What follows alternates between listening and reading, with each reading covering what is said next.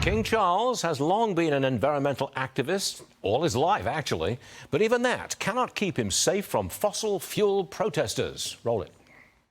The science is clear. The demands are simple. Just stop oil.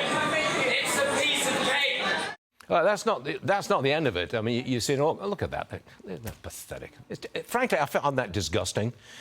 These protesters here, they dump milk on the floor of supermarkets. They chain themselves or stick themselves to the wall of the British Art Museum or whatever it is. That gentleman right there is Neil Shawn. What level of support do these climate activists have in Britain right now? Good afternoon, Stuart. Lovely to see you as ever. Yes, this happened yesterday at Madame Tussauds, and it's interesting, isn't it, when you think about it, because, you know, as you rightly said, they break into these things, do criminal damage, let's not forget. It really is criminal damage, and then the poor people are on minimal wage then have to clean this up. I think what is interesting also here is that I was talking to a couple of the so-called Just Stop Oil climate protesters, and they told me this fascinating fact, that they are paid around about £350 per day, including they get their hotel and travel if they come around, you know, out of London, that sort of stuff, and around about £50 an hour if they're willing to sit and block roads. That includes fire engines, ambulances, people simply getting to work. Who is paying them? This is where it gets really interesting. There was a report in their media yesterday that a certain person associated with the Getty Empire, a company, of course, that made their fortune on oil, you know, if you read into that, that's even more fascinating, because seemingly it's this lady who's the granddaughter of the Getty Empire, John Paul Getty, and she's apparently donated £1 million to this particular cause. As ever, you know, it's an interesting debate, isn't it? Because why would you do it? Well, can't you get a decent lawyer to charge him with a criminal conspiracy to commit damage to public buildings? Can't you do something like that?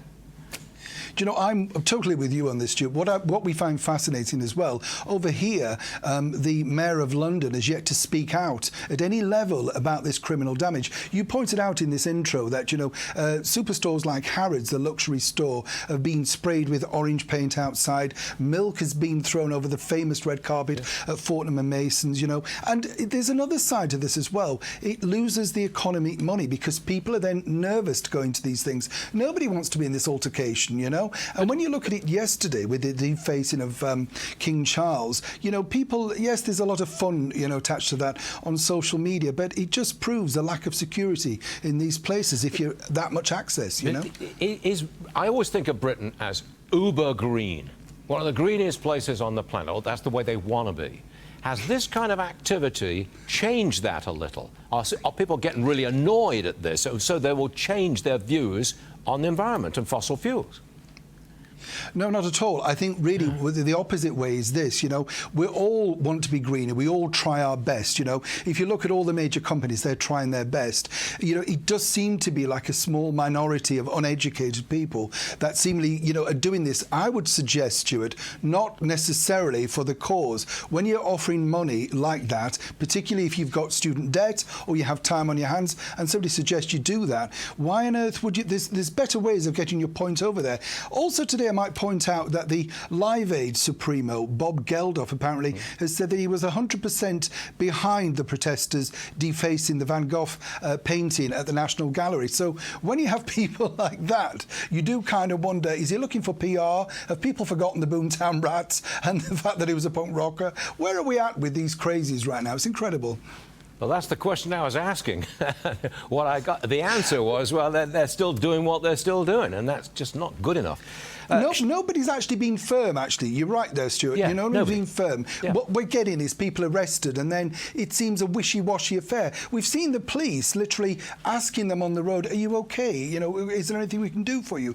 Everybody is exasperated, but we're looking at the mayor, who's supposed to be in charge of all of our roads, transport and Metropolitan Police. He's doing nothing. So Neil, what can you expect? I'm very glad I'm an American. Neil Shawn, thanks for coming to us today. We do appreciate it. Pleasure. You can have Britain.